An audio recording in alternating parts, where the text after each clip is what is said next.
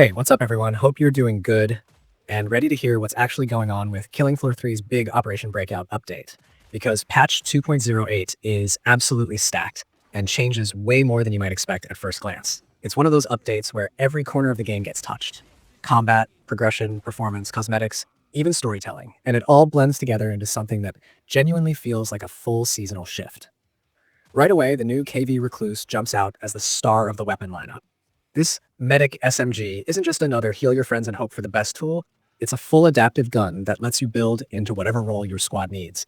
You can load it with armor-piercing, incendiary, acidic, or overpressure rounds, depending on how aggressive you want to get. The dart mods flip between quick heals, instant bursts, or outright explosive healing darts that turn bad situations around in a flash.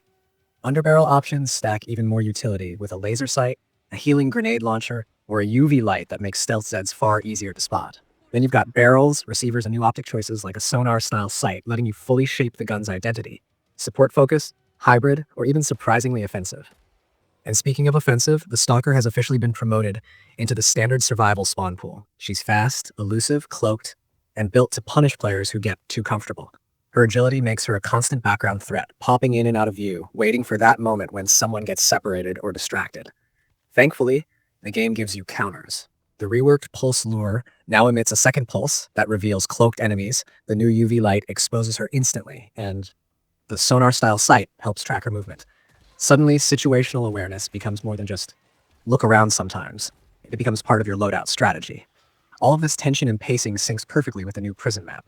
Picture an abandoned cryo prison cut into the middle of a Costa Rican jungle. A power failure wakes Zeds that were literally frozen in time, and now they're pacing through cracked hallways, collapsed cell blocks, and overgrown courtyards.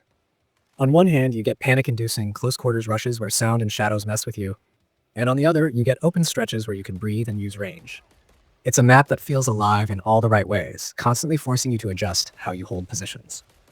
Fans also get a familiar face back, DJ Scully. He's playable again as a specialist, and since perks and characters aren't locked together anymore, you can run him with any perk tree you want. It's a nostalgia hit with modern flexibility, giving old-school players exactly the vibe they remember without boxing them into specific builds. Operation Breakout brings the narrative punch this season. The story focuses on Dr. Emmanuel Moorcroft pushing his experiments far beyond any safe limit.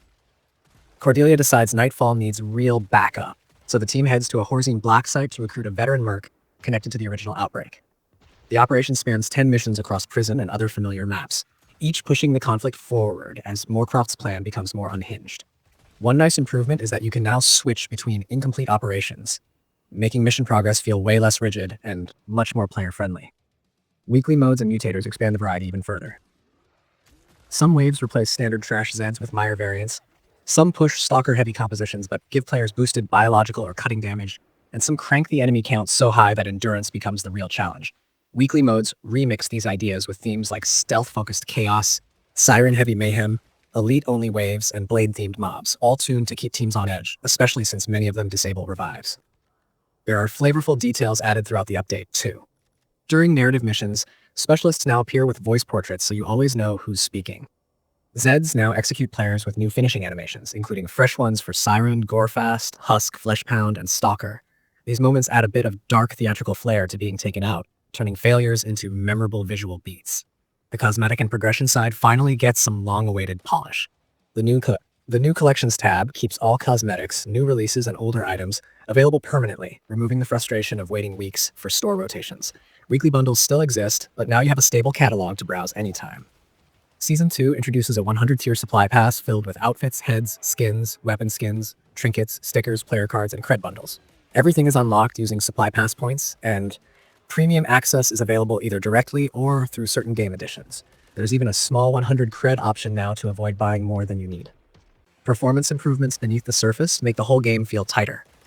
Enemy pathfinding and animation processing were reworked to reduce CPU spikes.